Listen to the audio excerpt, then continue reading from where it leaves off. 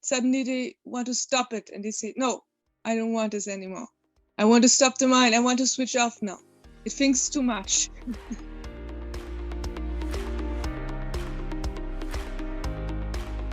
Today, I like to talk about a topic which arises from the other videos. In several videos, I said that enlightenment is for everyone. But this brings the next question, because for finding enlightenment, you must meditate. Okay, but then the question appears, is meditation possible without any religion? We see that in the health system, meditation is used to bring not just inner peace for the people, but also make people more healthy, to heal.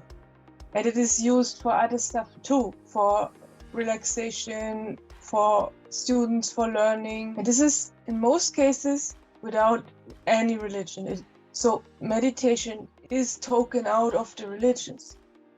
But actually, as you know, meditation comes from religion and philosophy. It comes from Buddhism. And you can also find meditation in other religions too. Most people think it's just from Buddhism. But meditation is also established in Christianity.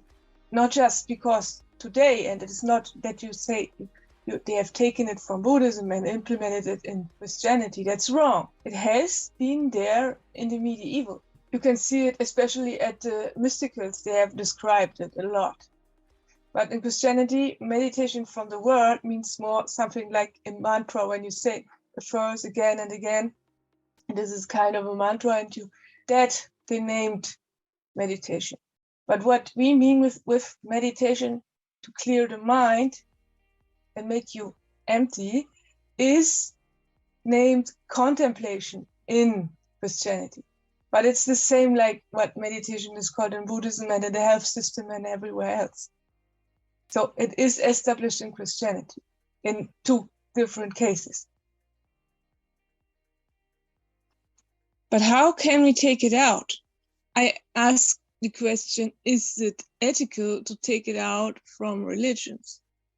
Because you also can use, in the worst case, meditation for bad things, for making, for example, a thief or another criminal uses meditation to calm down, that he or she has more concentration for the next case, to be more concentrated in stealing things or so. So therefore, it's maybe not so good to just focus on meditation as a method and not focus the ethical aspect which religions have implemented too. And here you must criticize it. But on the other hand, religions can also be an obstacle. I also have made a whole video about it. And here I can see, for example, that actually the highest aim is to reach your higher self, to reach enlightenment. But in most religions, people just think one person can reach enlightenment, or just one person has reached it, and this was the founder of the religion. But that's not true. I explain it fully in the whole video. The problem is here, they don't see that they have the opportunity to also can go this way. The whole Christianity is talking about following Jesus, but people just follow him from the outside in copying things, in copying good deeds, in behaving good. But they forget the inside, their soul. They just copy Jesus in doing things, what they see from the outside, and they know from Bible what he did. But he did that just as a result because he already reached the highest aim, his higher self, the union with God, enlightenment. And from this modus, he helped others. But they don't focus that there has been this mode first, and then he helped others. They just see the outcomes and just copy the outcomes. But they forget to develop their self. And that's a big problem. But I also can see in other religions that people not pray to statues or kind like that, but also sit in front of statues, and they give honor to, not to, looks like from the outside, it looks like they would give honor to the statue sometimes, and I think, oh man. But when they do it right, they give honor to their leader, to their, religion founder, but not focusing the statue with the outer eyes, but more they close their eyes and try to connect.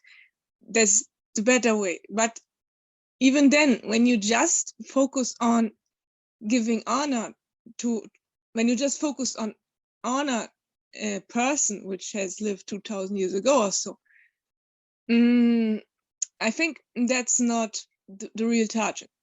Just living to give honor to anyone is okay. If it helps you to gain love and to develop love and to become a more lovely person, okay. When it really helps you, that's fine.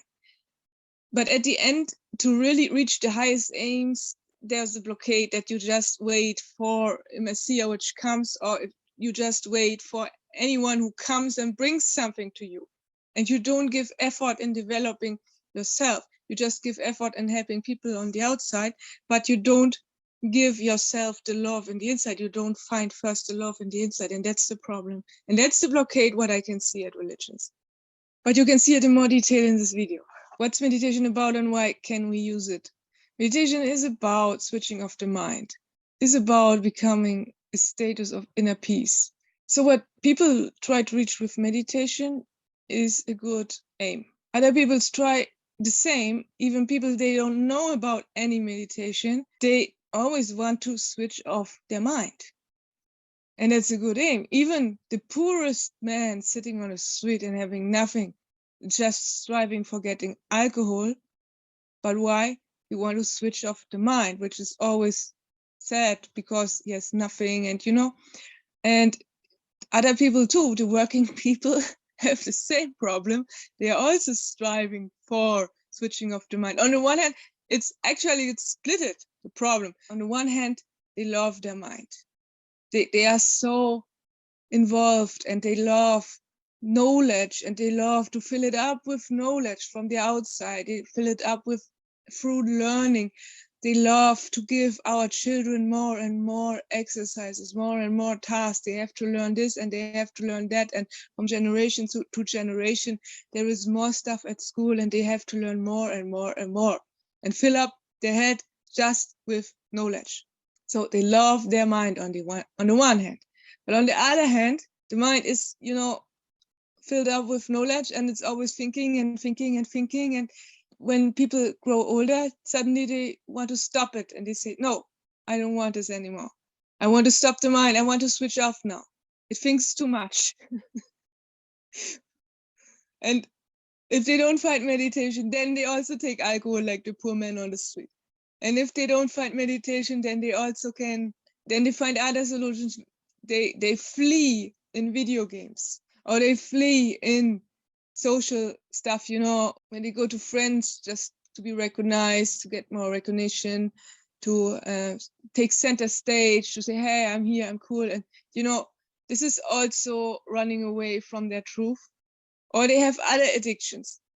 Some are bad, very bad, like taking drugs or drinking too much alcohol also. But even the people which don't take drugs or drink alcohol have addictions. And even if it is just the TV or the internet or, all that stuff. And even if you have abolished everything, there is still one addiction left. And that's the addiction in thinking.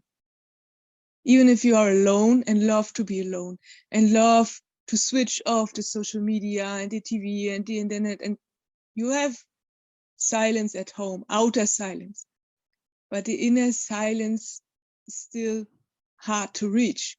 The mind is still blah, blah, blah. But you are more familiar than most people. You are closer to the target. You already experienced your mind enough and you can see again and again. It's like a downward spiral and every day again. Or, sometimes there are worse times, but sometimes there are also better times and it goes like this and that. And the mind is always blah, blah, blah. And that's the true addiction, which everyone has and where most people are fleeing from. But there are also some, they love that blah, blah and don't do anything against it. but you not. And therefore you are here and found this channel.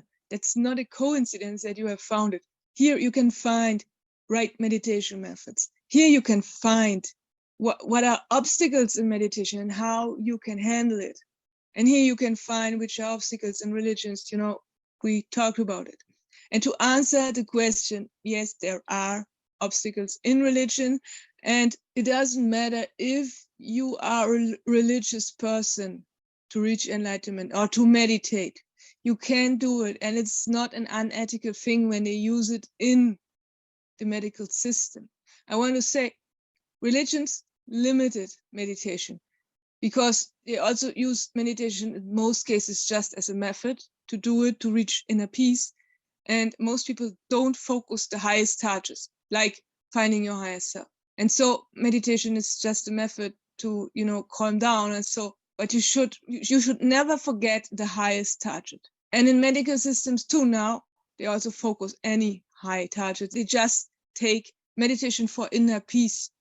And this inner peace brings people out of stress. And when people are not stressed, their immune system becomes better. And when immune system is better, they are more healthy and things can heal. Things needed peace or, kind of quiet environment outside and inside. And so through meditation, they just reach kind of an inner peace. And this is the problem in the medical system, that it's also limited. So I want to say in both cases, if you meditate related to a religion or not, if you don't focus the highest target, meditation is just, also limited, whether you use it with a religion or not. And that's the point, and that's the problem. But you can make it better, and therefore you are here. And therefore you join and watch my other videos, please. I reflected a lot, I give evidence, and you can really see that it makes sense to reach higher aims. And you are on a good way. You are on your best way when you are still watching this. I wish you, from my heart, a good development, the best development you can imagine. And I thank you for watching this, because this is a hard wish from me to share with people. So continue, make it a good one. See you next time. Bye.